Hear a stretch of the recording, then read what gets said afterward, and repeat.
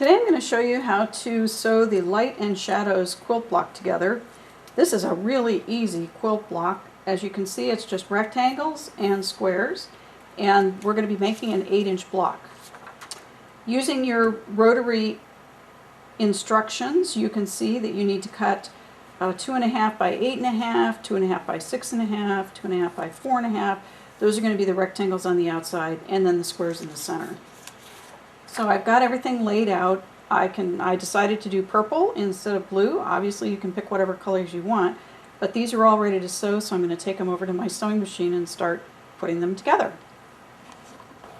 I keep the quilt block on the flannel board next to my sewing machine so I can see exactly how to stitch these together. First I'm going to start with the center, and what I'll do is just flip these over so that they face right sides together.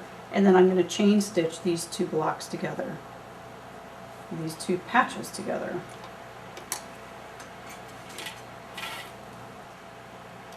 I'm going to take these out of my machine and keep them sewn together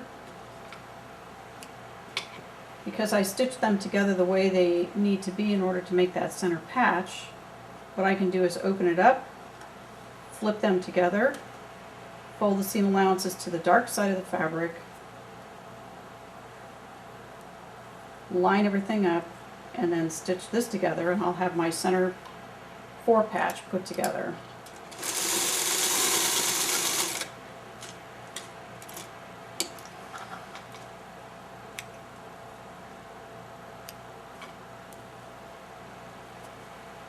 I'll open it up, put it back on my flannel board, and I'm ready to go. Now the next thing I'm going to do is look at my pattern, and I can see actually that this center needs to be sewn on to the right side because that's the patch that matches it, that matches the closest. So I'm going to fold that right sides together, stitch that together, making sure that my seam allowance is folded toward the darker side. And actually I'm going to stitch that with the purple on the bottom so that I can see where that seam allowance is. And if you've ever made a log cabin, you'll see that this is pretty similar to putting a log cabin together. We'll open this up, and then the next one that goes on is the bottom. So I'll fold that up. And I want to make sure that these seam allowances are folded toward the dark side. This time, again, I'm going to put the solid piece of fabric on the bottom. Then I won't have to worry about seam allowances.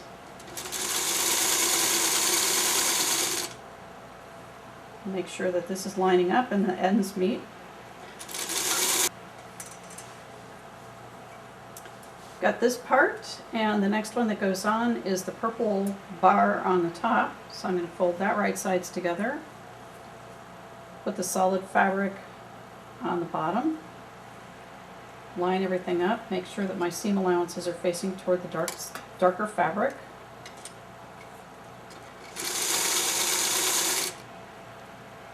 If you've got a bunch of these blocks, you can chain sew them. You just keep adding on your blocks to the end.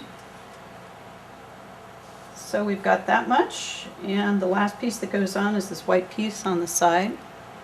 So I'll fold that over, put the white piece down so that I don't have to worry about seam allowances.